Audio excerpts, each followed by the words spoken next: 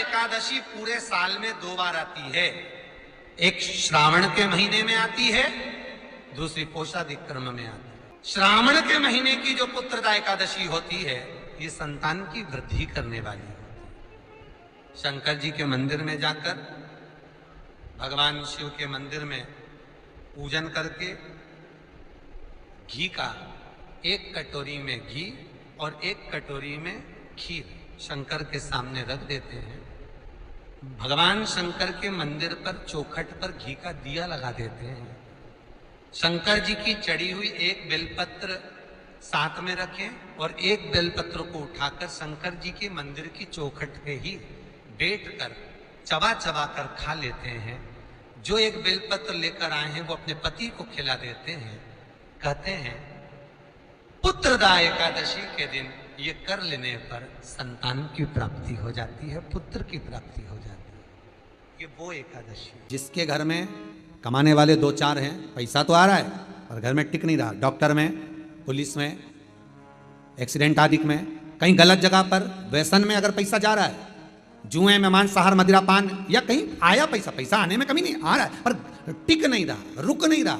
कोई मांगने आ गया, दे दिया, फिर वहां से अपने पास नहीं आ रहा, अपन कह रहे हैं भैया हमारा पैसा लौटा दो, नहीं आ रहा।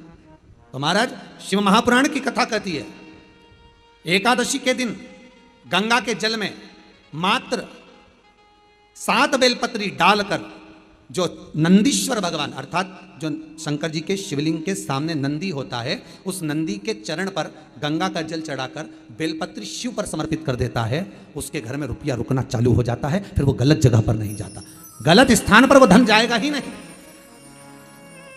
बेटा अगर व्यसन में पड़ा हुआ है, मदिरापान में पड़ा हुआ है, मांसाहार में, जुए आदि में जा रहा है, तुम्हें लग रहा है कि मेरा बेटा गलत मार्ग पर जा रहा है, ये मित्र दोस्ती गलत हो रही है, वो सही जगह पर आ जाए।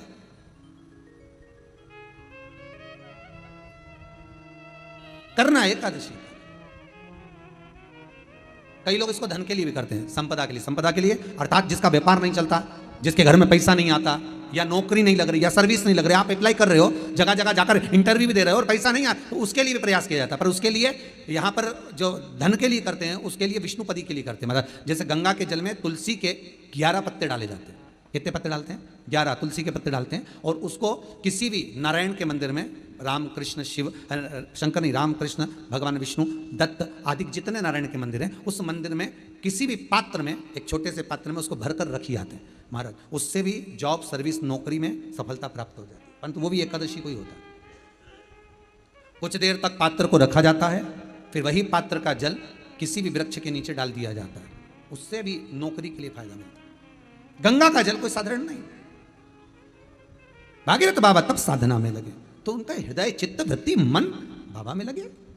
देवराज ने मन लगाया नहीं, और नहीं लगाया, इसके बाद भी बाबा की करुणा देखिए कितनी हुई कि मरा, प्राण छूटे तो शिवधाम मिल गया।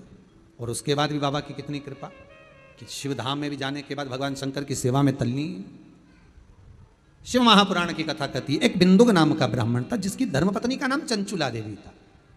चंचुला की सबसे बड़ी गलती एक थी, पति अगर कमा कर ला रहा है तो पत्नी का फर्ज है कि पूछे ये धन कहां से ला रहे हो, ये पैसा कहां से ला रहे हो, और लेकर आए हो तो इसको सत्कर्म में लगाओ। थोड़ा सा पैसा, 5 रुपए अगर पति कमा के ला रहे हैं तो उसमें से 1 रुपया निकाल लो, 54 निकाल लो। पर 54 भी कहीं सत्कर्म में, कहीं दान में, कहीं पुण्य में, कहीं हो रहा हो, कहीं सत्कर्म, उस जगह पर लगाने का प्रयास करिएगा। 54 निकाल, कमाई का एक भाग थोड़ा सा धर्मपत्नी का फर्ज। धर्मपत्नी कहते क्यों है? क्योंकि वो धर्म के पथ पर लेकर चले, वो धर्मपत्नी।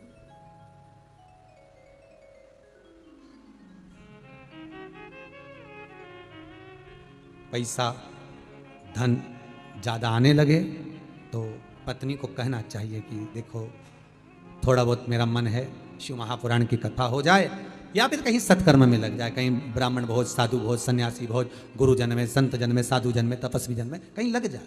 ये धर्मपत्नी है। जहां धर्म जुड़ा हुआ हो वो धर्म। महाराज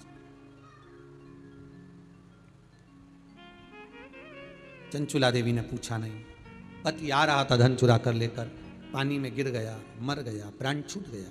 पहले भी शिव पुराण में कहा 3 तरह से मरे हुए व्यक्ति की गति नहीं है, उसको मोक्ष नहीं है। पहला पानी में डूब कर मरा हुआ, दूसरा सर्प के डसे से मरा हुआ, तीसरा स्त्री के हाथ से, नारी के हाथ से मरा हुआ व्यक्ति, इसकी गति नहीं है।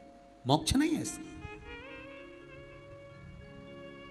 इनकी गति केवल एक है, वो है शिव महापुराण की कथा।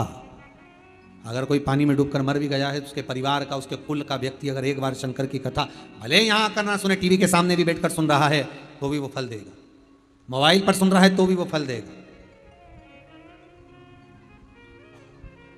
एक अंश हम माताओं से निवेदन करते, बार बार कहते हैं, स्त्री के गर्भ में अगर कोई कुंवारी अवस्था का मर गया, 3 महीना, 4 महीना, 6 महीना, 8 महीना, या जन्म लेने के बाद कुंवारी अवस्था में कोई शांत हो गया हो, कोई मर गया हो, तो महाराज हम बार बार कहते हैं कि जिंदगी में एक बार शिव महापुराण की कथा का रसस्वादन अवश्य करें। जिससे क्यों? क्योंकि शिव पुराण में, अन्य पुराणों में स्पष्ट कहा गया है, कुंवारी अवस्था में मरने वाले का ना तो पिंड होता है, ना तर्पण होता है, ना तिलांजलि होती है, ना ब्राह्मण भोजन करे तो उसका भाग मिलता है, उसको उसका लाभ नहीं मिलता। भले तुम तिलांजलि करो, तर्पण करो, कुछ भी करो, उसका भाग नहीं मिलेगा।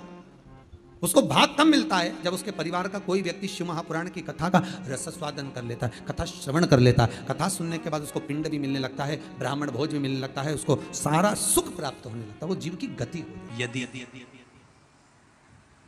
कोई बुद्धि से विकलांग हो, विवेक काम नहीं कर रहा,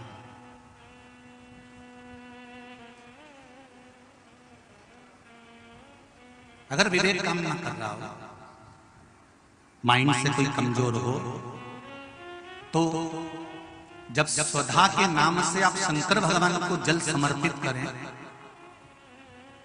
स्वधा स्वधा कहकर उस जल को समर्पित करें, तो पितरों का स्मरण कर कर वही स्वधा को समर्पित किया गया जल, जिसको विवेक की तकलीफ होती है, बुद्धि की तकलीफ होती है, अपने पितरों का, अपने पूर्वजों का स्मरण कर कर उस जल को उस विवेकहीन व्यक्ति के दोनों भुकुटियों के पास में लगा देना चाहिए, थोड़ा सा।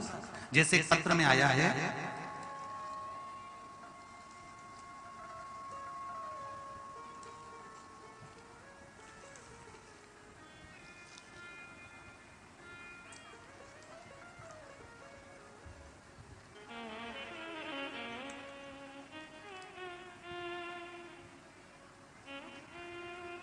अमन मिश्रा 24 घंटे यहां पर सेवा दे रहे हैं। कहीं हैं अमन मिश्रा? आप ही हैं? एक बार दोनों हाथ हिला दे।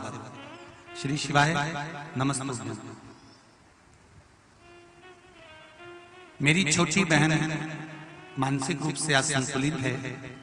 विज्ञान की सहायता से हर वह कदम उठाया गया जो उठाना चाहिए, सारे चिकित्सकों को दिखाया गया, सारी दवाइयां कराई गई, पर कोई लाभ नहीं मिला।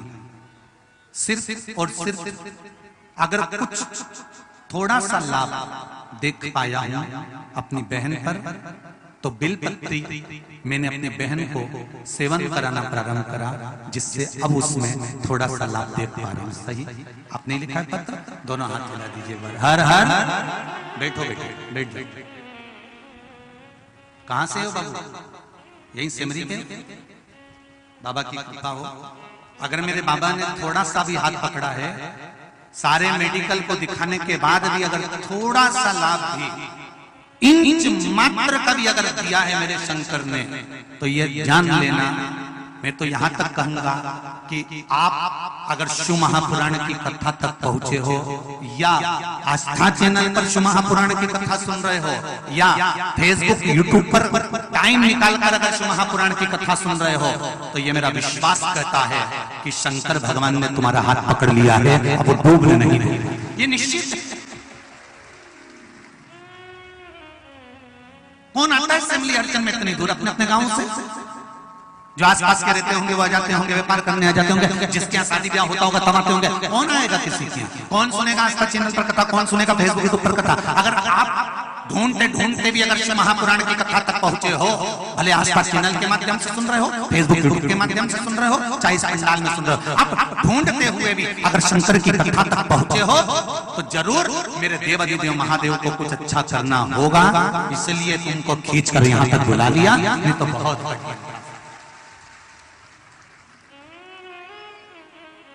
कहीं मेरे देवादिदेव महादेव को करना होगा। इंच मात्र भी अगर थोड़ा सा उसने हाथ पकड़ा है तो वो कृपा जरूर करेगा, वो जरूर कृपा करेगा। मैंने तेरे ही भरोसे ओ बाबा तेरे ही भरोसे हवा बिच उड़ती जावांगी बाबा डोर तो छठी में कटी जावांगी।